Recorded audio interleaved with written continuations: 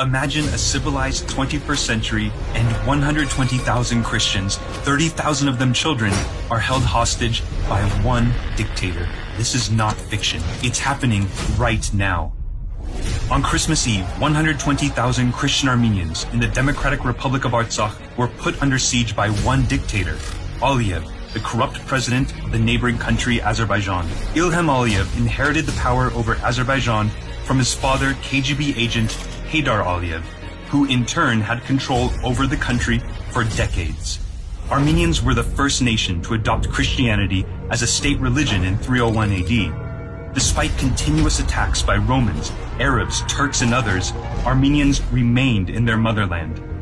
Even after the Armenian Genocide in 1915, organized by the Ottoman Empire, where 1.5 million Armenians were massacred, they still stayed living in their homeland.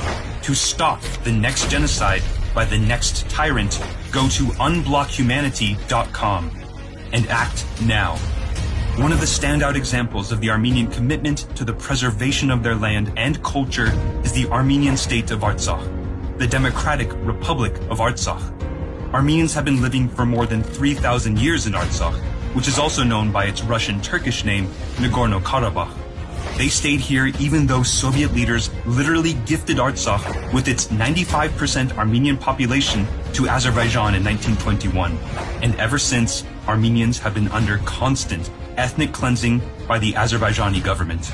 In 2020, Azerbaijan attacked the Republic of Artsakh and killed more than 4,000 Armenian soldiers and civilians, after which Russian peacekeepers entered the region and stood between Azerbaijan and Artsakh. After the war, the only connection to the rest of the world left for 120,000 Armenians in Artsakh is a 10-meter wide paved road. No sea, no air communications, no trains, nothing. Just one single road, which right now is entirely blocked by Azeris. Though the Democratic West, including the USA, France, and Germany, as well as the UN and the EU, started to urge dictator Aliyev to open the corridor, the road still remains blocked. Aliyev's goal of finishing off the ethnic cleansing in Artsakh remains in full force. Freedom House ranks Azerbaijan as one of the most repressive states, and Transparency International ranks it among the world's most corrupt.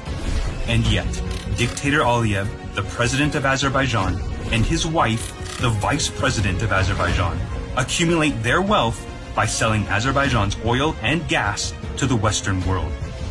Moreover, they're deceiving Europe by secretly selling them Russian gas. In fact, Aliyev's regime recently signed a contract for buying 1 billion cubic meters of Russian gas. Due to this siege, essential life supplies such as food, medicine, and other necessities cannot reach Artsakh. People are starving, shops are closing, kids are left without food, hospitals stay without key medical supplies. There are constant gas, electricity, and internet cuts due to the lines being interrupted by Azeris.